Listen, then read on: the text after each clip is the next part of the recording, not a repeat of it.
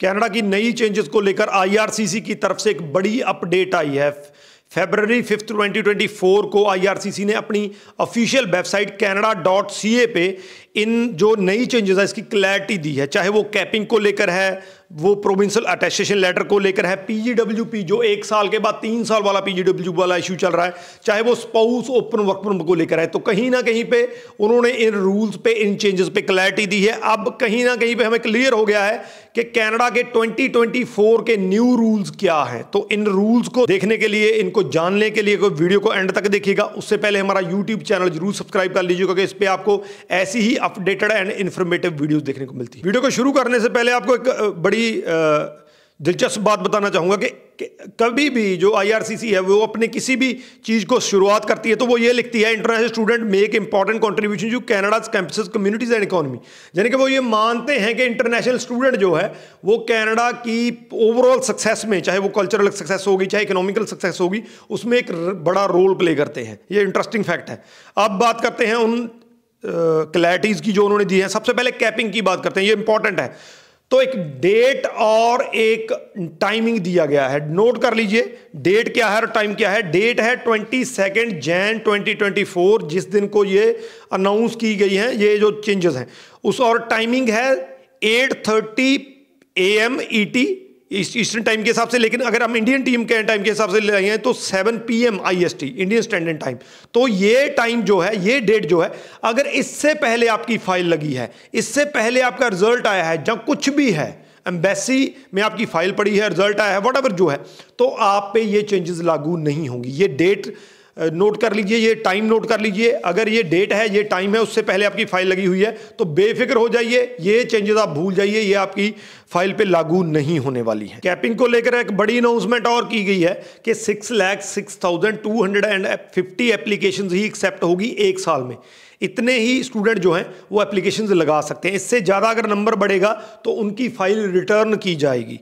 ये नंबर, इसमें से मैं आपको बता दूं कि जो स्टडी वीज़ा एप्लीकेशंस उन्होंने अप्रूव करनी है वो 6,64,000 ऑलरेडी अनाउंस हो चुका है। ये नंबर कहाँ से आया इस पर मैं अभी कुछ नहीं कह सकता हूँ क्योंकि ये पता नहीं कहाँ से आया नंबर। इस पर मैं अलग से वीडियो बना दूंगा, अदरवाइज वीडियो लंबी हो जाएगी। लेकिन इतना जरूर है कि 6 लाख एप्लीकेशन वो एक्सेप्ट करेंगे 1 साल में। यहाँ पे मैं बता दूं इन 6 लाख एप्लीकेशन में जो इसमें कैटेगरी एक्सक्लूड है, यानी मास्टर वाले स्टूडेंट इसमें नहीं है, ये कैपिंग के अंदर वाले स्टूडेंट हैं। 6 लाख एप्लीकेशन जो लेनी है, इस चीज का हमें ध्यान रखना है। तो ये कैपिंग को लेकर जो है बड़ी अनाउंसमेंट्स हैं। इसके बाद बात करते हैं प्रोविंशियल लेटर को लेकर। प्रोविंशियल लेटर को लेकर अभी तक क्लैरिटी नहीं थी, तो उन्होंने ये क्लैरिटी देने की कोशिश की है।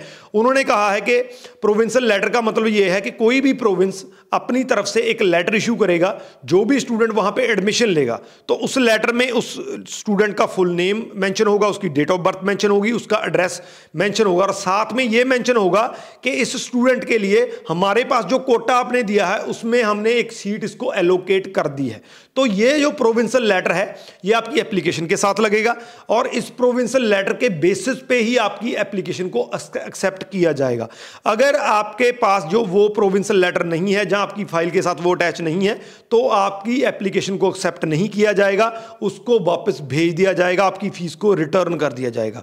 तो ये जो है, ये इस चीज को लेकर इन्होंने प्रोविंशियल एप्लीकेशन लेटर को लेकर, अब इसकी डेडलाइन जो है, इसकी कोई डेडलाइन नहीं है, लेकिन उन्होंने, मैं दोबारा रिपीट करता हूं, मार्च 31 2024 एक डेडलाइन उन्होंने प्रोविंसेस को दी है कि आप जो अपना PLA का जो लेटर का जो है वो कर लीजिए इस डेट तक। इस डेट तक आपको प्रोसेस कंप्लीट करना है, आपको लेटर इशू करना शुरू करना। हालांकि काफी लेट है, इस पे अलग से एक वीडियो बनाएंगे कि क्या अब मे इनटेक पॉसिबल हो सकता है कि नहीं हो सकता है। तो ओवरऑल कैपिंग को लेकर और इसको लेकर ये अपडेट्स इन्होंने दी है। प्रोविंशियल अटेस्टेशन लेटर के बारे में मैं आपको एक और बात बता दूं कि बहुत से स्टूडेंट्स का क्वेश्चन क्यूबिक को लेकर होता है।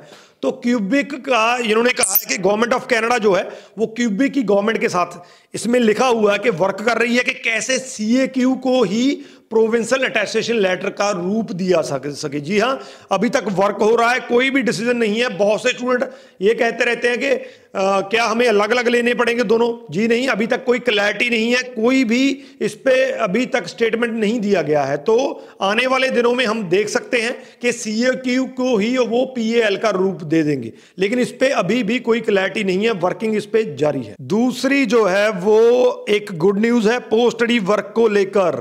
पोस्ट स्टडी वर्क 1 साल का 3 साल का वर्क परमिट ये सच हो चुका है। हालांकि इससे पहले इस पे सिर्फ रूमर्स चलती थी कि क्या ये पॉसिबल है, लेकिन ये अब पॉसिबल है, ये ऑफिशियली डिक्लेयर उन्होंने कर दिया है कि अगर आप 1 साल की मास्टर, ये सुन लीजिए, ये PG डिप्लोमा वालों के लिए नहीं है, ये ग्रेजुएट सर्टिफिकेट प्रोग्राम वालों के लिए नहीं है, ये सिर्फ मास्टर्स वालों के लिए है कि अगर आप 1 साल की मास्टर्स कनाडा में करते हैं तो आपको 3 साल का पोस्ट स्टडी वर्क दिया जाएगा। जी हाँ, अब यहाँ पे ये जो होता है इशू क्रिएट होता है कि क्या कनाडा में 1 साल की जो है मास्टर्स वो पॉसिबल है? तो बिल्कुल पॉसिबल है। हालांकि कनाडा में जो मास्टर्स होती है वो 2 साल की होती है, लेकिन मैं सर्टन एग्जांपल्स आपको दे देता हूं। MSc computer science Lakehead university में जाके देख लीजिए, 1 साल की है। MSc civil and environment technology western university में 1 साल की है। MSc in big data financial analytics trend, ये मैं कुछ एग्जांपल्स उठा के दे रहा हूं आपको कि 1 साल की बिल्कुल वहां पे मास्टर्स हो सकती है। अगर आप 1 साल की मास्टर्स में एडमिशन लेते हैं तो आपको 3 साल का वर्क परमिट मिलेगा। यह बहुत बड़ी न्यूज है, बहुत बड़ी गुड न्यूज है। इससे पहले अगर आप 2 साल का, चाहे मास्टर्स थी, चाहे PG प्रोग्राम था, चाहे आपका UG डिप्लोमा था, अगर आप मिनिमम 2 साल की स्टडी करते थे या उससे ज्यादा की स्टडी करते थे तो ही आपको 3 साल का वर्क परमिट मिलता था। तो सारी की सारी चेंजेस बुरी नहीं है, सारी की सारी चेंजेस जो है वो नेगेटिव नहीं है, ये चेंज पॉजिटिव भी है। ये जो 3 साल वाला वर्क परमिट मैंने बताया इसको, इसकी जो डेट है, स्टार्टिंग डेट ये नोट कर लीजिए, 15 Feb 2024 है। इसके बाद जितने भी स्टूडेंट एडमिशन लेंगे 1 साल के मास्टर प्रोग्राम में, उनको 3 साल का वर्क परमिट मिलेगा। डेट नोट कर लीजिए, February 15, 2024।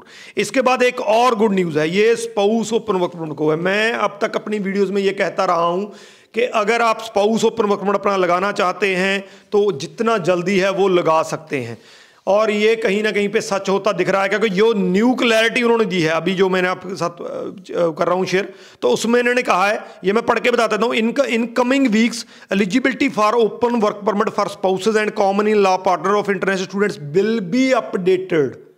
विल बी अपडेटेड यानी कि ये अपडेट अभी नहीं हुआ है, कमिंग वीक पे अपडेट होगा। इसका मतलब सीधा सीधा ये है कि अगर आप एलिजिबल हैं ओपन वर्क परमिट लगाने के लिए, स्पाउस वीजा लगाने के लिए, तो इस टाइम पे आप लगा सकते हैं। अब ये अपडेट होगा, जैसे मैंने PSW वाली जो 15 Feb वाली कही है, जैसे मैंने वो कही है, उसी तरीके से जब इसकी डेडलाइन क्लियर होगी, जब इसकी डेट डिक्लेयर होगी, उसके बाद इसको स्टॉप किया जाएगा, उसके बाद इसको बैन किया जाएगा।